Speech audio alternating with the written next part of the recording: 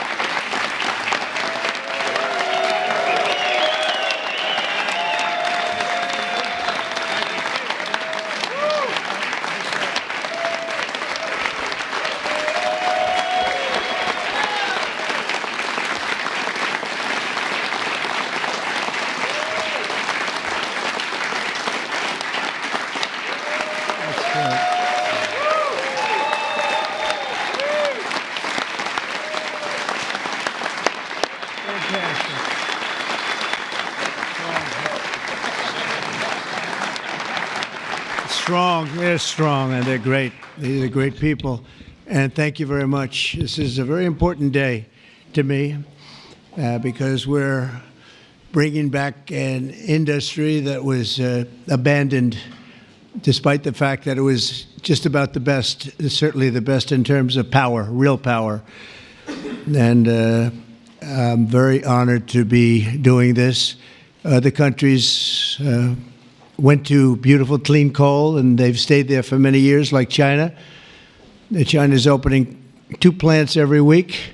Germany went green, very green. They went so green they almost went out of business. Germany was finished. They went to wind. The wind wasn't blowing too much. And they went to all sorts of other things. You know, the Green New Scam hit Germany too. And guess what? Now they're back to coal.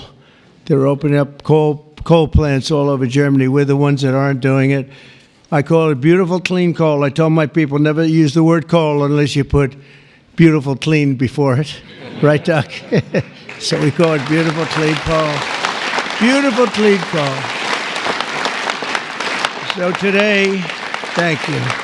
Today we're taking historic action to help American workers, miners, families, and consumers. We're ending Joe Biden's war on beautiful, clean coal once and for all. And it wasn't just Biden, it was Obama, and there were others. But we're doing the exact opposite. And all those plants that have been closed are going to be opened. If they're modern enough, or they'll be ripped down and brand new ones will be built. We're going to put the miners back to work. And I said I was going to do this. And I've said it loud and clear. And it's time to do it, and we need it. And I look at these people behind me. I don't want to have any arm wrestling contests with any of them, but they've had a little more practice with the lifting things, I will say. But they are great people, and I know them indirectly for a long. That includes you guys for a long time, and they're great people, and with great families, and come from areas of the country that we love and we really respect. And I want to thank Secretary Doug Burgum for doing such an incredible job. From the day I met him, I knew I wanted to have him in my cabinet. He took a shot at running, and he was so good and so solid that he made no news, and that was good. But I saw him, and I saw his beautiful wife, Catherine, and I said that they're going to be a team. They are a great team, and they're going to be working for this country someday. And one of the first people I called after I won. So thank you very much. And along with the Energy Secretary, Chris Wright, and I was going to make Doug actually the Energy Secretary. And he said, "Sir, you have one person who's much better than me at this, Chris Wright." I said, "Who the hell is Chris Wright? I have no idea who he is." And then I learned that he's the most respected person in the energy business by far, far and away. For Doug to say that Doug's got a big ego, it was very tough for him to say that. Catherine was there, right? Catherine, you said, "Wow, I've never heard that before." But Chris, you guys are fantastic. Stand up, all three of you, please stand up.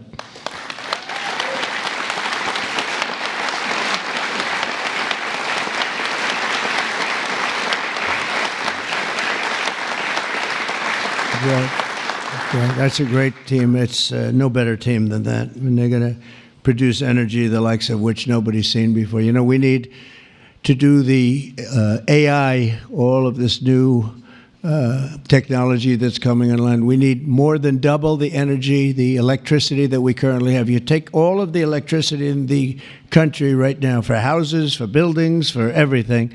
We need to more than double it to be number one. We're now way ahead of everybody at AI. China's in second place, but way behind. And they're going to be producing a lot of energy and a lot of electricity for this. And so are we, and we're going to get approvals very fast. And I would say the man that's almost comparable to you in terms of the importance to this, maybe he's even more comparable, I hate to tell you, a guy named Lee Zeldin, who's a friend of mine for a long time. He was a great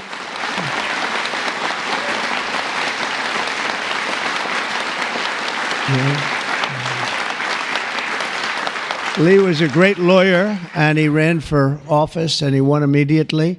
I gave him a very important endorsement. He won for Congress in an area that was unwinnable. He couldn't have, they were all saying, why is he wasting his time? That's Democrat territory. And I liked Lee and knew Lee, and he ended up winning a seat in a massive upset. Nobody knew what happened, actually, and then he was there for a long time. How many years were you there? 8 years. Was very popular, and then he almost ran. He almost won the governorship of New York, which is lost by a few points, which was an amazing run. And I said, we got to get you in with us in some form, and we did.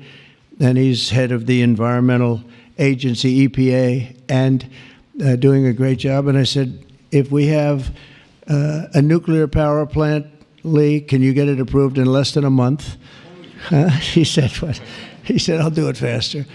And by the way, he'll do a fast job, but he's going to do also a great job. It's going to be an important job. We don't even smile about it, but you know, I've been involved in the approval process for a long time, having been in real estate, and you go years and years and years for absolutely nothing.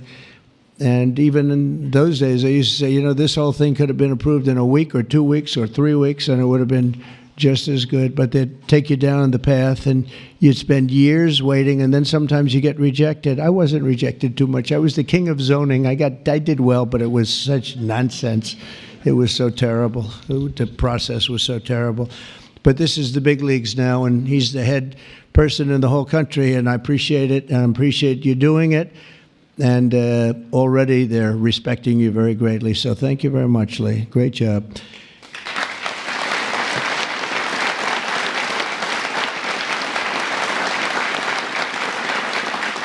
So we have a lot of senators and congressmen and women, and I'm going to just introduce the ones that I see here.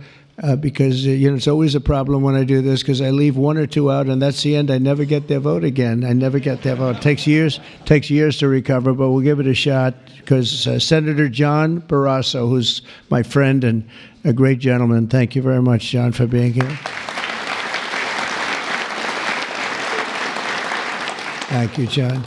Cynthia Lummis, fantastic woman who believes like I do, and she believes like I do in these people, right? She believes in them maybe even more than I do. That's pretty good from day one. Thank you, Cynthia. You're doing a fantastic job. Kevin Kramer, my friend. Where is Kevin? Because Kevin, I think he was here, because he had a problem, and I just will pay my respects. He wanted to be here so badly, but he had a difficult problem that he's working through, and we all love Kevin. John Hoven. John, thank you very much. Thank you very much. Go ahead. Steve Daines. Thank you, Steve.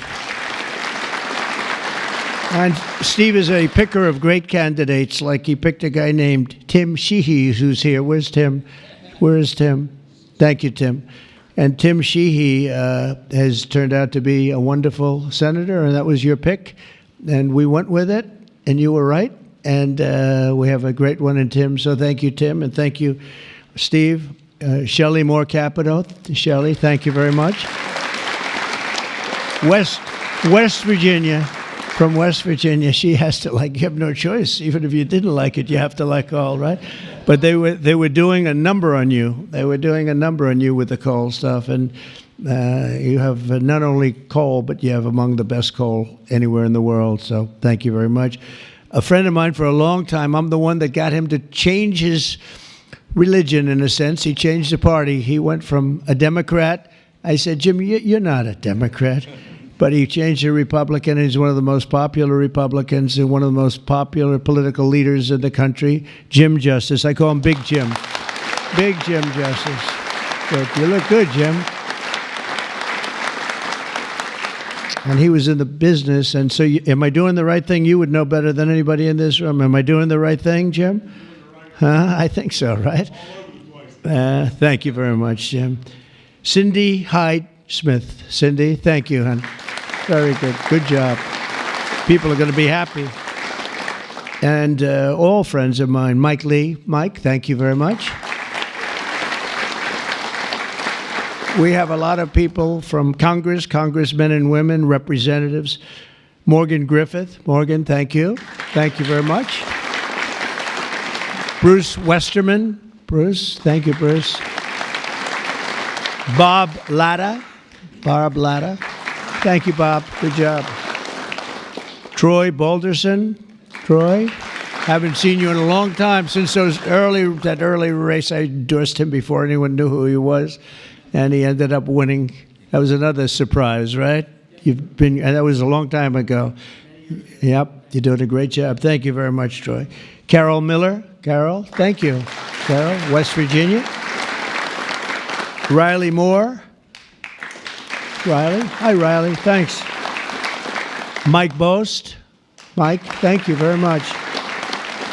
Troy Downing. Troy, thank you. Oh, he has something. What is that, coal? Is there coal in that bag? Huh? Even better, it's clean coal. I like it. I'll take it right now. Thank you very much. Hal Rogers. Hal, thank you. Thank you, Hal. Andy Barr. Thank you, Andy. Good luck with everything. I hear good things. Troy Downing. Troy, thank you. Thank you. Thank you. Thank you very much, Troy. Hal Rogers. Oops. Harriet Hageman. Harriet. Hi. How are you, Harriet? We just left Harriet. This is one of the finest attorneys you will ever see. I have seen her in action, and she is brutal. I never want her against me, that I can tell you. Dan Muser. Dan. Thank you, Dan. Thanks, Dan. Good job you're doing. Wesley Hunt, my friend, too. Wesley, great. I love your commercial. Pete Stauber. Pete. Thank you, Pete. Great hockey player he was, right? Great hockey player. And a great gentleman just broke the record of Wayne Gretzky.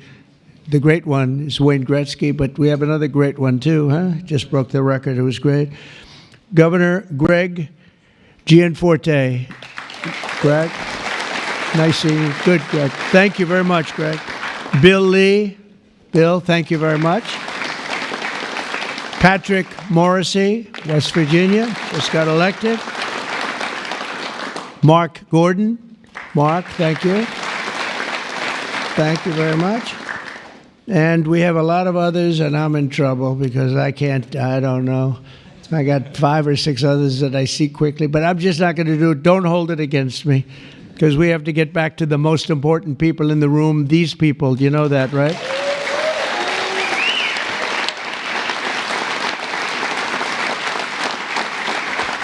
So the energy workers and the coal miners in the area that I'm standing on, and that's a lot of weight on this platform, so I don't know what's going to happen. I hope it's structurally designed for you guys. I don't know. But we have just really well-deserving, great American patriots, and it's such an honor to be here and making such a big move, such a bold move in energy. Because, for years, people would just bemoan this industry and decimate the industry for absolutely no reason, because with modern technology and all of the other things that we do, it's one of the great forms of energy. That's why other countries, leading countries, are using it, some exclusively.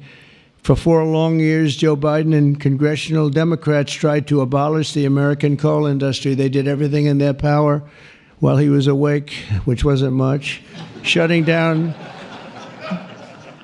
dozens of coal plants, banning coal leases on federal lands, and putting thousands and thousands of coal miners out of work, destroying their lives, actually, destroying their lives. I'll never forget when I went to West Virginia, which I won by 48 points, I think, right? Big Jim, I won by 48 points. But in the first campaign, where Hillary Clinton was about 4 states too early, and she was talking about how bad coal was and how they were going to teach coal miners how to make widgets and gadgets and technology, which they didn't want to do. They want to mine. One thing I learned about the coal miners, that's what they want to do. You could give them a penthouse on Fifth Avenue and a different kind of a job, and they'd be unhappy. They want to mine coal. That's what they love to do. And she was going to put them in a high-tech industry where you make little cell phones and things. I don't know. Do you think he'd be good at that? I don't know. I wouldn't be. You don't want to be.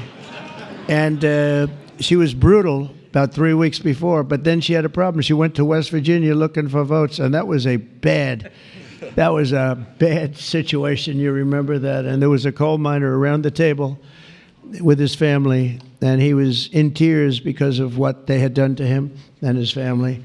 And I hope he's still around, but that man made quite an impression on the world and the public. And we ended up winning in a great election, but we ended up winning by a lot. The Democrats' Green New Scam killed jobs and sent prices soaring here in America. But meanwhile, China opened 2 coal plants every single week, and other countries likewise went very strongly back into coal. Some of them never got off. Those are the ones that didn't have the problems. The Biden energy policy was to put America last. We want to be last. We got to be last. Not a good policy. Under my administration, we're putting America first. It's very simple. America's always going to be first. On my first day in office, I terminated the Green New Scam.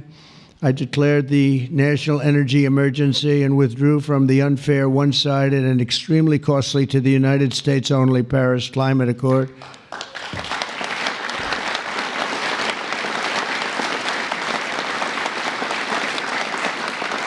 Under the Paris Climate Accord, we had a terrible situation. We would have paid over $1 trillion. Think of it, over $1 trillion. And Russia was paying almost nothing. Russia had a 1992 standard. China was paying nothing. China didn't kick in until 2035. This was 5 years ago. So they didn't kick in for many years. India had no standard whatsoever. But we had the highest standard you could imagine, and we had to start paying from day one, and we had to pay lots of money. We paid for everything. So I was not a big fan of the Paris Accord, and I let it be known, and I got out of it early. Then they went back into it, and now we get back out of it. And hopefully we can be there for a long time, okay? A long time, because it was a scam to take money away from the United States and actually hurt us very badly with coal and with other things. Now, under the executive order that I will sign in a few moments, we're slashing unnecessary regulations that targeted the beautiful clean coal. We will rapidly expedite leases for coal mining on federal lands, and these 2 gentlemen are going to do a real job of it. You've already started. And we'll streamline permitting. We will end the government bias against coal, and we're going to unlock the sweeping authorities of Defense Production Act, the Defense Production Act, to turbocharge coal mining in America. They made it impossible. I know a friend of mine has a plant. He said, it's a shame. I'm ripping it down and I'm replacing it with another form of energy. I won't tell you because it's also very good, but it's not as powerful as this. He said, you know, the plant I'm building, the new plant, is literally half as good. It's no less, you know, it's not probably even as good environmentally, but he said it produced half the power for more money, much more money. It'll never compete with that beautiful plant I have down the road, which was really a modernized coal plant. Well, he'll be happy to know that he can open that plant up very quickly, and it's going to produce a lot. But he was complaining. He said, this is so much better. He wasn't doing that as politicking me. He was doing that because that's what he felt. And he knew every form of energy. We talked about that. He knew every form of energy. But our government is going to do something that's very different. And I don't think even you two know about this. This was my idea from about 15 minutes before I got up here. We're going to guarantee that we have a strong business for many years to come, that your coal companies and your miners don't get all excited about their jobs, and then should a radical left liberal become president, they end the business right away, and somebody's built a plant and spent hundreds of millions of dollars in building a plant, and the plant is going to be closed because a Democrat got in or a liberal got in. They're opposed to coal, and Republicans are very much for it. Clean coal. And we're going to give a guarantee that the business will not be terminated by the ups and downs of the world of politics. So should somebody come in to this very important office and say, oh, well, you spent hundreds of millions of dollars and you guys have given up your life because you want to be in coal, and then all of a sudden you don't have a life anymore because it's what you know the best. That's not going to happen. We're going to give a guarantee that it's not going to happen, so that if somebody comes in, they cannot change it at a whim. They cannot just going to go. They're going to have to go through hell to close you up. All right, so that's pretty good. We're going to give that in the form of a guarantee that we're writing on right now structurally and from a legal standpoint. So your investments are going to also be protected.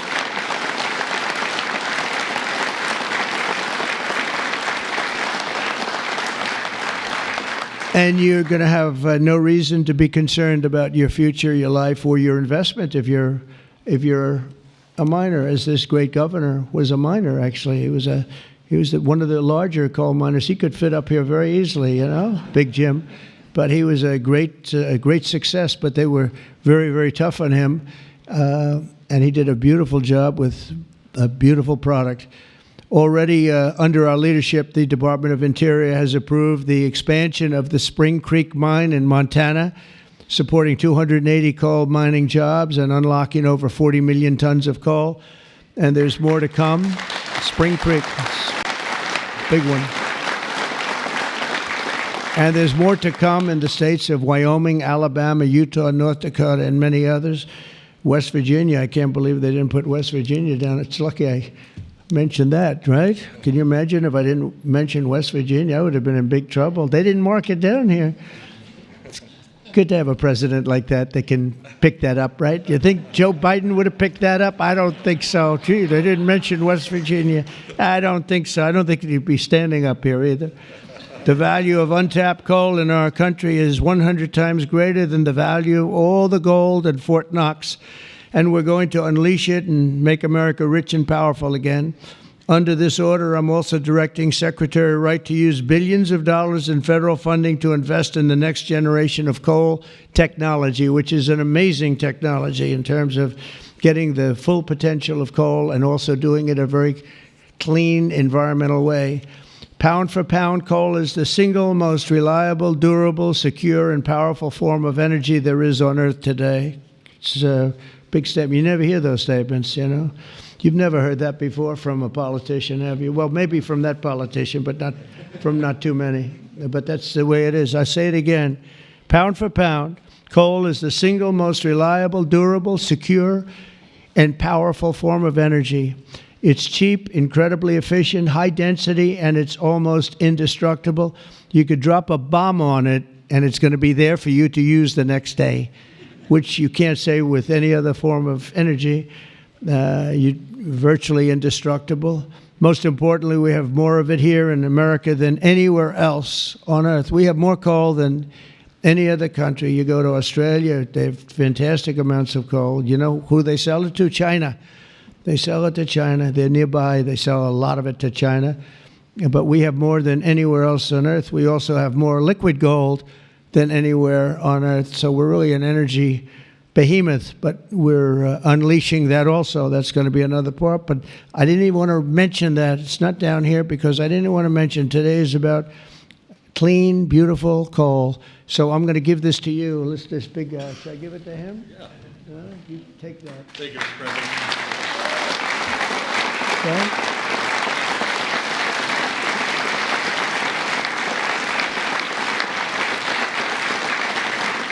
For example, we believe it's possible to extract enormous amounts of critical minerals and rare earths, which you know we need for technology and high technology in the process of coal mining, making in America the mineral superpower of the world, actually.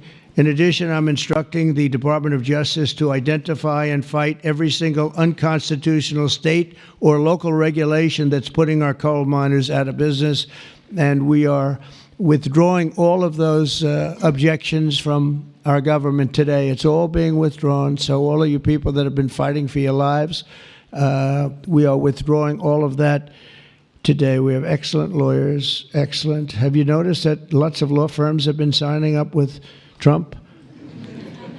$100 million, another $100 million for damages that they've done.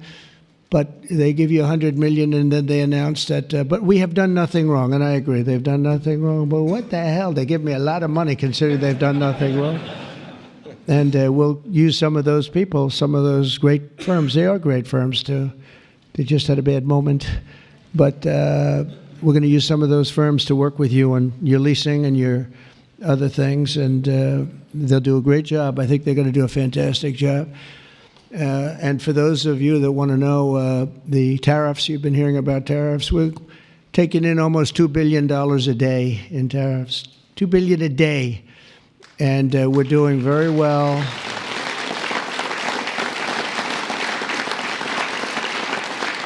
And we're doing very well in making, I call them tailored deals, not off the rack. These are tailored, highly tailored deals. Right now, Japan is flying here to make a deal. South Korea is flying here to make a deal, and others are flying here. I mean, my only problem is I'm not sure I have enough. We're going to have to use those great law firms, I think, to help us with that. But we're going to probably do that, actually. We're going to use them, and we're getting them for the right price because we need a lot of talent. We have a lot of countries coming in that want to make deals. If I told them about making those deals 2 years ago or 3 years ago or 5 years ago, they'd be laughing at us. Now they're all signing up. Mike, you know that. So it's going to be a great thing. But we're think of that, $2 billion a day. That's a lot of money. That's a lot of money even in the coal business, isn't it? Huh? It's a lot of money. And America's going to be very rich again very soon. You're going to see that happening. You see it all along. And it's so that whole situation that, it was somewhat explosive. But if we didn't do that, we wouldn't be talking the way we're talking right now. It's been amazing what's happened. Sometimes you have to mix it up a little bit, but we've had great consideration. We've had talks with many countries, over 70. They all want to come in. Our problem is can't see that many that fast. But we don't have to because, as you know, the tariffs are on and the money is pouring in at a level that we've never seen before. And it's going to be great for us. It's going to be great for other countries. We've been ripped off and abused by countries for many years with the tariff situation. They've used tariffs against us. We didn't use tariffs against them or in any way. I mean, we just didn't use them of any monumental proportion. And so we are doing it now. We have tariffs on cars. We have tariffs on lumber, tariffs on steel and aluminum. Steel plants are going up because of it all over the country. We have 25% tariffs on steel and aluminum. And I think the steel workers like me even more than the coal miners like me. I'm pretty sure that that's true. We have, instead of having no steel business, I put them on originally in my first term, we wouldn't have had one steel mill in the United States if I didn't do that. And now we upped it, and we not only are we taking in a lot of money, but we're protecting our workers, our steel workers. We're protecting our steel industry. And one thing you know, that steel and things like steel you need, because you need it from a defense standpoint. You need steel for your tanks and your planes and your everything. And certain industries you can get away with not having, but others you need, and steel is one you need. So I want to let you know that's in full force and effect. And literally as we speak, I spoke to executives in the steel industry over the last few days, and they're all coming in to build plants in the United States of America, because if you build them in the United States, you have no tariffs to pay. There are no tariffs to pay, zero. If you build them outside using outside labor and hurting our businesses, and you send your product in, you have to pay a price for that, and they will be having tariffs, as you know. It's an amazing thing. This has been something used against us for many years by other countries, China in particular, but others, not just China, others, and taken advantage of us, ripped us off, and left us for dead, frankly. And I believe if I didn't become your president, I believe that this country would have had problems like they've never had before, because it was serious damage in so many other ways. Not only the border, where people came rushing into our country from prisons and jails and mental institutions, murderers, drug dealers, and some vicious criminals. 11,088 murderers came into our country. We have to get them out. We're getting them out. 11,088. Of that number, half committed murder on more than two people. And this is what they allowed into our country with their open border policy of lunacy. And we're taking care of that, just like we're taking care of you today. We're taking care of that. I want to thank Kristi Noem and Tom Homan for doing an unbelievable job. The whole thing is, what the job they're doing is incredible. It's really an unforced error. It should have never happened, that we have to be spending such time and resources, Mr. Senator, right, on getting people out of our country that shouldn't be here. I mean, literally from mental institutions, insane asylums were opened up and emptied into our country. Prisons from all over the world, not just South America. Prisons from, think of this, from Africa, the Congo, a lot of people from the Congo, prisons in the Congo, prisons from Asia, from all over, were opened up. And I knew that when I heard it was an open border policy. I said, if you do that, every country is going to be dumping people that they don't want into our country. And that's what's happened, but we're cleaning it out. And the courts, we had a good decision, as you know, from the Supreme Court, allowing us to do that. We have judges that didn't want us to do it. We have judges that wanted the very evil gang members from Trendy, Iroquois, and MS-13. They didn't want them taken out of the country and put in very powerful prisons. When you look, you've all seen those clips, pretty amazing clips. But I want to thank El Salvador. They've done an incredible job. But we've been fortunately winning those cases. But we have judges that are out of control that say, oh, bring them back, bring them back. We don't want them back. We don't want them back. Can you imagine? You spend all of that time, energy, and money on getting them out, and then you have a judge that sits there, a local judge who sits there, federal judges, sit there and says, no, bring them back. One was brought back, or they want to bring him back because he wasn't a member of Tren de Aragua. He was a member of MS-13, which is just as bad. So they misidentified him, but it sounds to me like he was a member of MS-13, so they want him brought back because he wasn't treated properly. It's we got to be smart. Our country's got to get a lot smarter than it is, but we have to give the people that are empowered to do this kind of work, and it's not pleasant work. We have to give them the option of making our country great again, and that's what they're doing, and I have great respect for those people. And they're doing it out of love. They could get a much easier job. They're doing it out of love for our country. It's so important, just like I'm doing this with coal today for love for our country. Earlier this afternoon, I signed another executive order to strengthen our electric grid by ensuring that coal-fired power plants are always available to meet surging demand for electricity. Unlike wind and solar, coal plants can run 24 hours a day in rain, sleet, or snow, and you will not be subject to the incredible blackout situation that's taking place in California, where they have blackouts all the time. It's an amazing thing with California. They have blackouts and brownouts at levels that nobody's ever seen before. And all they want to do is keep going the way they're going. And they're doing a very poor job. As you probably heard, I released billions of gallons of water going in from upstate California, from the most northern parts of California. Probably comes in from Canada to a certain extent. Thank you very much, Canada. We appreciate it.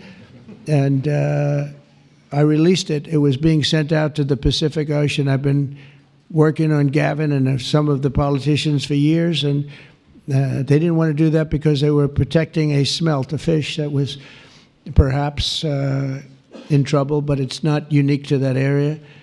And because of that, you had numbers, you had fires. Nobody's ever seen anything like what happened. Think of what it would have been like if you had fire hydrants that had water in them, if you had sprinkler systems in houses. A lot of these luxury houses where they had beautiful sprinkler systems, there was no water. They had no water to put out the fires. Water is very good for putting out fires. You know, they just didn't learn it. But we now have millions of gallons, billions actually, they say, of gallons of water pouring into California from the Pacific Northwest, I guess they would say, mostly Pacific Northwest, but other parts of the northern sections of California and beyond. And it's a beautiful thing to see. I saw a picture of it this morning. The water's just flowing down there. I said, why didn't they do this? I told them to do it. My first term, I said, do it. And I don't know. I think the second term is just more powerful. They do it. When I say do it, they do it, right? And we actually had to do some pretty strong things to get them to open it up. They had, think of this, they had all that water pouring out right into the Pacific. They had a big valve, like a giant valve as big as this room, and they turned the valve. Takes 1 day to turn it, and they face it toward the Pacific Ocean, and the water, all that was coming down, all millions and millions of gallons coming down, they put it into the Pacific Ocean, which for the Pacific Ocean is like a drop of water. But for California, it would have been unbelievable. So we did it. I'm very proud of the fact that we did it. We did that against a lot of heat and a lot of environmental nonsense.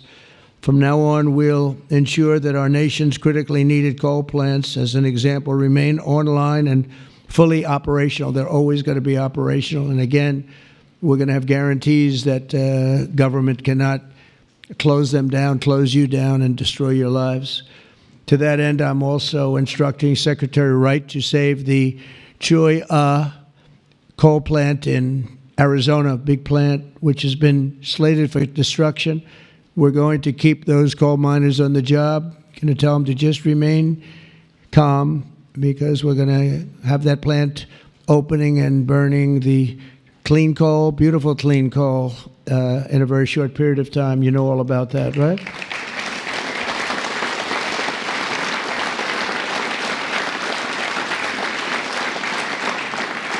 That's a big one. As part of our historic deregulatory efforts this afternoon, I'm also granting immediate relief to 47 companies operating 66 coal plants, very big ones all over the country, recusing and making them available for coal production almost in the immediate future. But we're going to be crushing Biden-era environmental restrictions.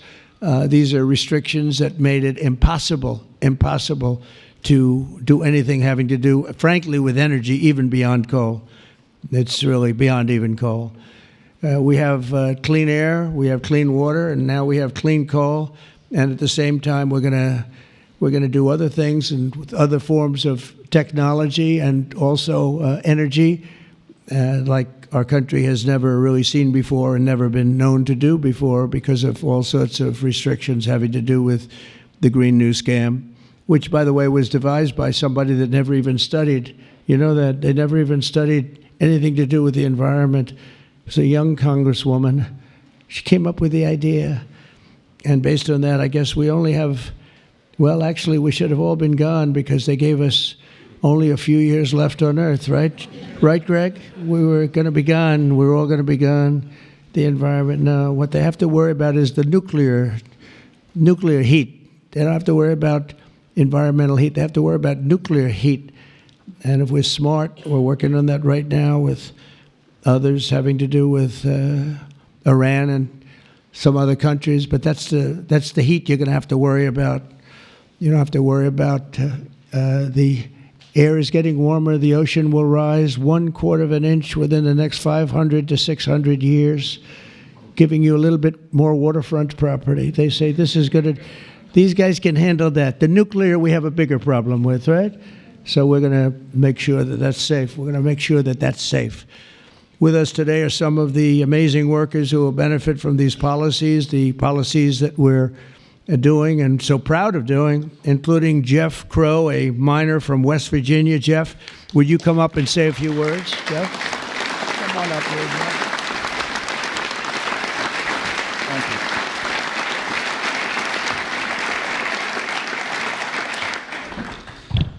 Good afternoon, Mr. President.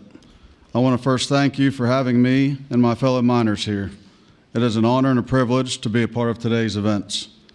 I believe this past November that America clearly spoke about what we wanted for our country.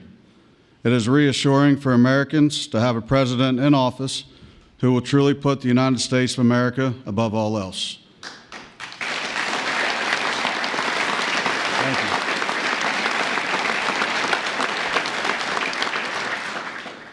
With putting America first, you have spoken numerous times about energy independence. I believe most don't understand the importance of that. Coal is one of the major factors in energy independence and accounts for a large portion of America's energy. Coal is one of the most reliable and cheapest forms of electricity. For too long, coal has been a dirty word that most are afraid to speak about. Most of those that would speak negatively about coal do so from an uneducated standpoint. Many are unaware of the engineering and technology that are used in today's mining to create a clean, energy-efficient product. All of this is done while using the safest practices in the industry. Speaking for West Virginia, coal provides approximately 50,000 jobs for those that work in the mines and the businesses that support them. It also accounts for over 50% of West Virginia's export product. To name a few, we employ engineers, teachers, physical therapists, accountants, truck drivers, high school and college graduates. All of these occupations and graduates have turned to the coal industry to provide a better way of life for them and their families. Everyone in our industry works long hours and days to provide a reliable energy product, and too many times it goes unnoticed. I've personally worked in the industry for 23 years. I choose to do this daily to provide my wife and children with the life that they deserve. Prior administrations have done all they could to eliminate the coal industry. Sorry, 1 second, I'm getting there. In my opinion, they have done so with an unethical and uneducated approach. But we are still strong, we are still here, and we are still needed in order to make America great again.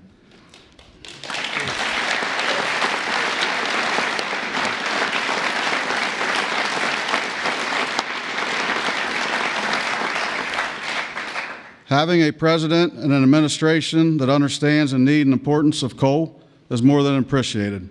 It gives the industry a form of reassurance to know that we have a president in place that supports us. For my family, to the over 3,000 employees of ACNR, and for the coal companies, miners, and businesses throughout our great country that rely on the coal industry, we say thank you for your continued support.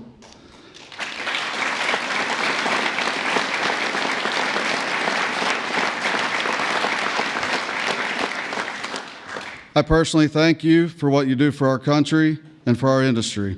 It has been my pleasure to be here today to help you usher in the golden age of America. That's good. Thank you. Thank you. Thank you. Appreciate that. Thank you. Thank you. Thanks, sir.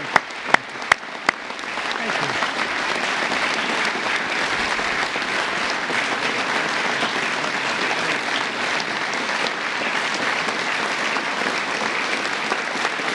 You did a good job. Let me have that speech. I want to have that. Yes, sir. I had a couple of good lines in there when I came up. No, actually, what I want to do, I'm going to sign it for you because I mean, he worked hard. Look at it, and look how good his eyes must be to read that. I lost it once. And hopefully you can sell it tonight for a lot of money. No, sir, I'll keep that one.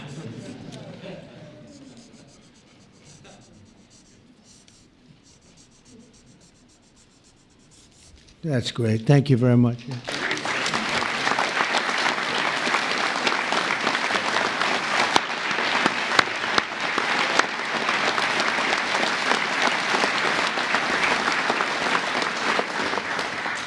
Thank you very much, Jeff. And also with us is Tony Campbell of the East Kentucky Power Cooperative. And Tony's quite a gentleman and very respected in the industry. Come on up, Tony. Thank you.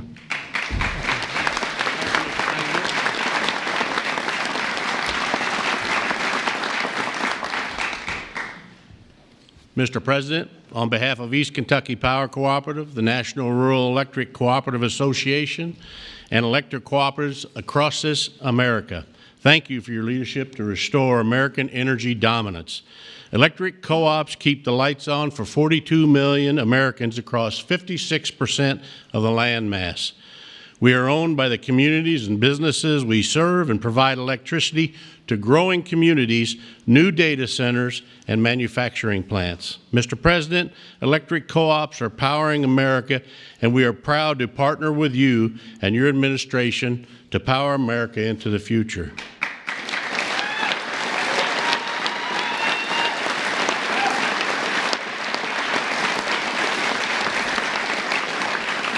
Our electric cooperatives in Kentucky understands the importance of reliable, affordable, and American-made energy, especially coal and natural gas. Coal fuels most of the electricity generated by our cooperative. America must keep coal plants open and running to ensure reliable electricity when we need it most.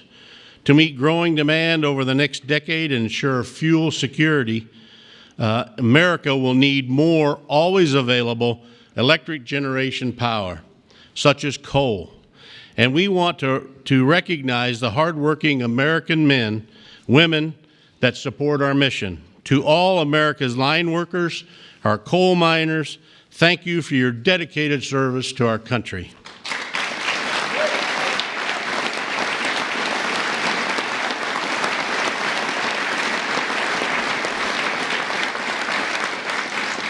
Affordable and reliable electricity is the cornerstone of our economy, especially American manufacturing. However, too many government leaders have pushed policies that have made our electric grid significantly less reliable and our energy too expensive. That begins to change now.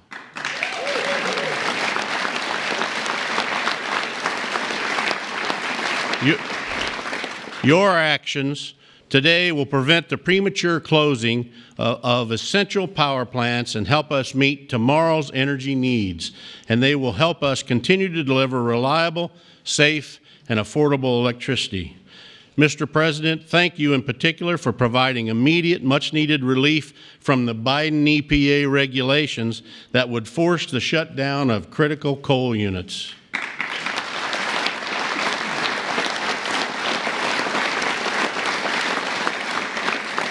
Finally, I want to say congratulations on the all-star energy team you've assembled. Electric co-ops have already been working with Secretaries Burgum, Wright, and Rollins, and Administrator Zeldin, and we are excited for all we can accomplish together. Mr. President, thank you again for your actions today and for your support for the electric cooperatives as we work to keep the lights on in America. Thank you, Mr. President.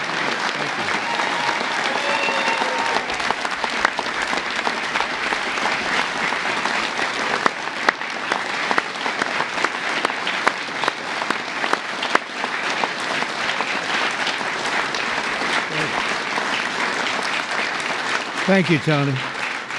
Thank you very much, Tony. Appreciate it. Every day under the Trump administration, We will continue to lower costs for American families, create jobs for American workers, and very importantly, unlock unlimited amounts of affordable American energy, including, as I said, and I'll say for the last time, beautiful, clean coal. Our country is blessed.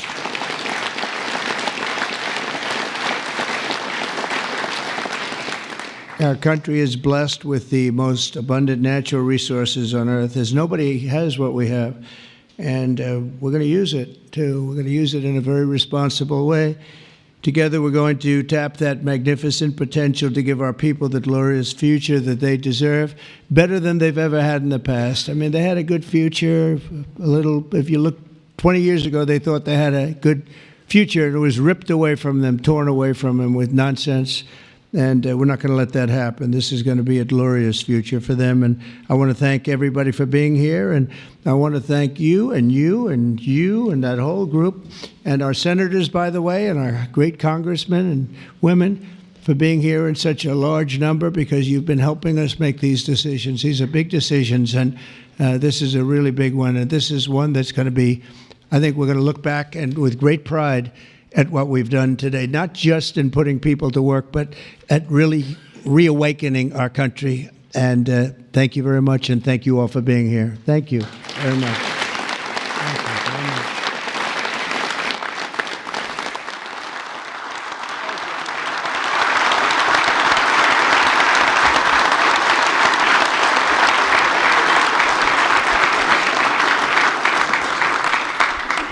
Come on up. Mr. President, Yes, who's first one? we have 4 items prepared for your signature this afternoon, sir. The first of these executive orders it may be one of the most significant executive orders of your administration thus far. This directs all departments and agencies of the federal government to end all discriminatory policies against the coal industry. This ends the leasing moratorium that prevents new coal projects on federal land, and it's going to accelerate all permitting and funding for new coal projects to allow the coal industry to flourish under your leadership, sir. That's great. Thank you.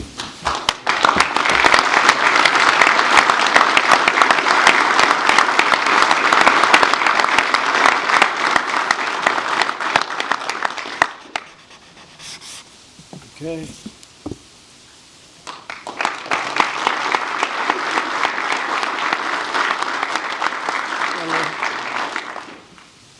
Sir, there are currently dozens of coal plants in America that are in imminent danger of being forced to close based on unscientific and unrealistic policies enacted by the Biden administration.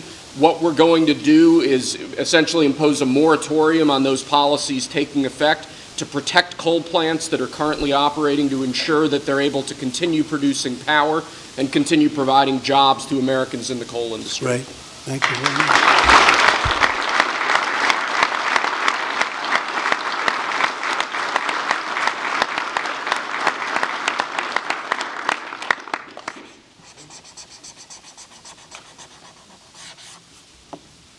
Okay.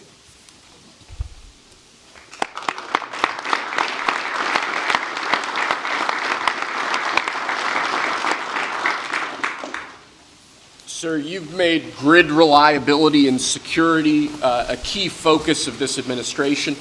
This executive order is going to promote grid security and reliability by ensuring in part that our grid policies are focused on secure and effective energy production and energy transmission, as opposed to woke policies that discriminate against secure sources of power like coal and other fossil fuels.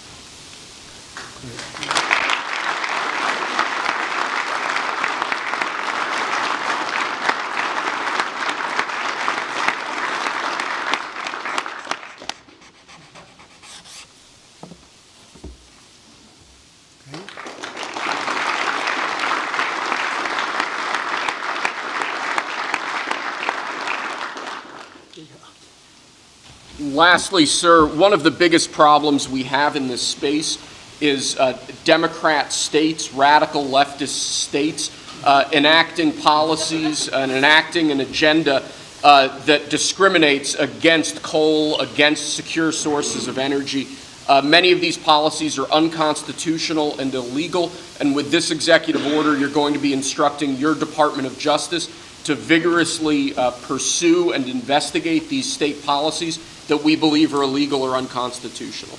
Good. Thank you.